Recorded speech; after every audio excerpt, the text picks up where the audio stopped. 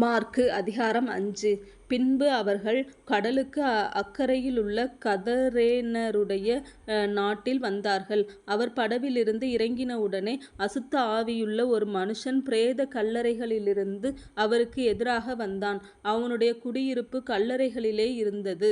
அவனைச் சங்கிலிகளினாலும் கட்ட ஒருவனாலும் கூடாதிருந்தது. அவன் அநேகந்தரம் விலங்குகளினாலும் சங்கிலிகளினாலும் கட்டப்பட்டிருந்தும் சங்கிலிகளை முறித்து விலங்குகளை தகர்த்து போடுவான்.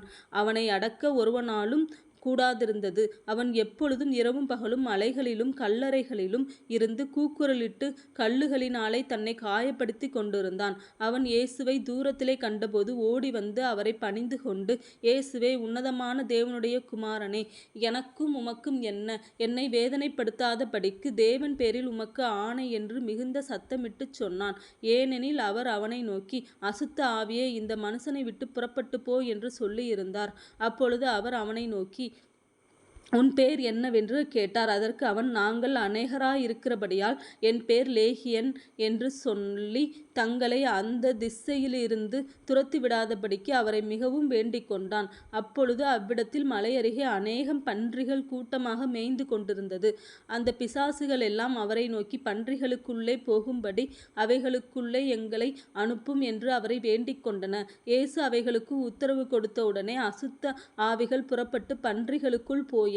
உடனே ஏறக்குறைய 2000 பன்றிகளுள்ள அந்த கூட்டம் உயர்ந்த மேட்டிலிருந்து ஓடி கடலிலே பாய்ந்து கடலில் அமிழ்ந்து மாண்டது. பன்றிகளை மேய்த்தவர்கள் ஓடி இதை பட்டணத்திலும் சுற்றுப்புறங்களிலும் அறிவித்தார்கள். அப்பொழுது சம்பவித்ததை பார்க்கும்படி ஜனங்கள் புறப்பட்டு இயேசுவினிடத்தில் வந்து, லேகியோனாகிய பிசாசுகள் பிடித்திருந்தவன் வஸ்திரந்தரித்து உட்கார்ந்து புத்தி தெளிந்திருக்கிறதைக் கண்டு பயந்தார்கள். பிசாசுகள் பிடித்திருந்தவனுக்கும் பன்றிகளுக்கும் சம்பவித்ததை கண்டவர்களும் அவர்களுக்கு விவரமாய் சொன்னார்கள். அப்பொழுது தங்கள் எல்லைகளை விட்டு போகும்படி அவரை வேண்டிக் கொள்ளத் தொடங்கினார்கள். அப்படியே அவர் படவில் ஏறுகிறபொழுது பிசாசு பிடித்திருந்தவன் அவரோடே கூட இருக்கும்படி தனக்கு உத்தரவு கொடுக்க அவரை வேண்டிக் கொண்டான். இயேசு அவனுக்கு உத்தரவு கொடாமல், நீ உன் இனத்தாரிடத்தில் உன் வீட்டிற்கு போய் கர்த்தர் உனக்கு இறங்கி உனக்கு செய்தவைகளை எல்லாம் அவர்களுக்கு அறிவி என்று சொன்னார். அந்தபடி அவன் போய் இயேசு தனக்கு செய்தவைகளை எல்லாம் தெக்கப்போலி என்னும் நாட்டில் பிரசித்தம் பண்ணத் தொடங்கினான். எல்லாரும் ஆச்சரியப்பட்டார்கள். இயேசு படவில் ஏறி மறுபடியும் இக்கரைக்கு வந்து கடலோரத்திலிருந்தபோது திரளான ஜனங்கள் அவரிடத்தில் கூடி வந்தார்கள்.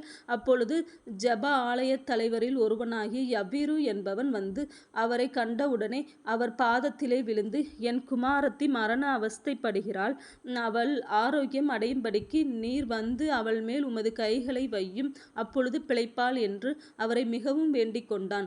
அவர் அவனோடே கூட போனார். திரளான ஜனங்கள் அவருக்கு பின் சென்று அவரை நெருக்கினார்கள். அப்பொழுது 12 வருஷமாய் பெரும்பாடுள்ள ஒரு ஸ்திரீ அநேக வைத்தியர்களால் மிகவும் வருத்தப்பட்டு தனக்கு உண்டானவைகளை எல்லாம் செலவழித்தும் சற்றாகிலும் குணமடையாமல் அதிக வருத்தப்படுகிற பொழுது இயேசுவை குறித்து கேள்விப்பட்டு, நான் அவருடைய வஸ்திரங்களையாகிலும் தொட்டால் சொஸ்தமாவேன் என்று சொல்லி ஜனக்கூட்டத்துக்குள்ளே அவருக்கு பின்னாக வந்து அவருடைய வஸ்திரத்தை தொட்டாள்.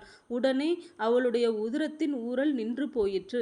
அந்த வேதனை நீங்கி ஆரோக்கியம் அடைந்ததை அவள் தன் சரீரத்தில் உணர்ந்தாள்.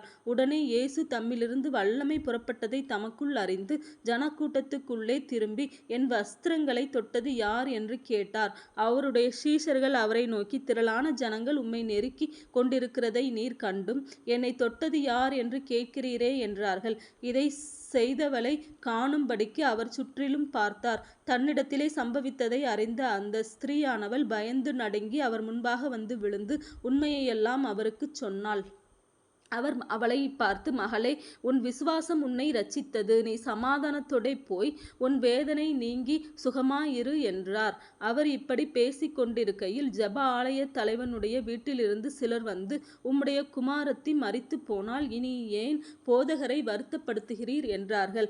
அவர்கள் சொன்ன வார்த்தையை இயேசு கேட்டவுடனே ஜெப ஆலய தலைவனை நோக்கி, பயப்படாதே, விசுவாசம் உள்ளவனாயிரு என்று சொல்லி பேதுருவையும் யாக்கோபையும் யாக்கோபின் சகோதரன் சகோதரன் யோவானையும் தவிர வேறொருவரும் தம்மோடு வருகிறதற்கு இடங்கொடாமல் ஜெப ஆலயத் தலைவனுடைய வீட்டிலே வந்து சந்தடியையும் மிகவும் அழுது புலம்புகிறவர்களையும் கண்டு உள்ளே பிரவேசித்து, நீங்கள் சந்தடி பண்ணி அழுகிறதென்ன? பிள்ளை மரிக்கவில்லை, நித்திரையாயிருக்கிறாள் என்றார். அதற்காக அவரை பார்த்து நகைத்தார்கள். எல்லாரையும் அவர் வெளியே போகப் பண்ணி, பிள்ளையின் தகப்பனையும் தாயையும் தம்மோடு வந்தவர்களையும் அழைத்து கொண்டு பிள்ளை இருந்த இடத்தில் பிரவேசித்து, பிள்ளையின் கையை பிடித்து தலித்தா கூமி என்றார். அதற்கு, சிறுபெண்ணே எழுந்திரு என்று உனக்கு சொல்லுகிறேன் என்று அர்த்தமாம். உடனே சிறுபெண் எழுந்து நடந்தாள். அவள் 12 வயதுள்ளவளாயிருந்தாள். அவர்கள் மிகுந்த ஆச்சரியப்பட்டு பிரமித்தார்கள். அதை ஒருவருக்கும் அறிவியாதபடி அவர்களுக்கு உறுதியாக கட்டளையிட்டு அவளுக்கு ஆகாரம் கொடுக்கும்படி சொன்னார்.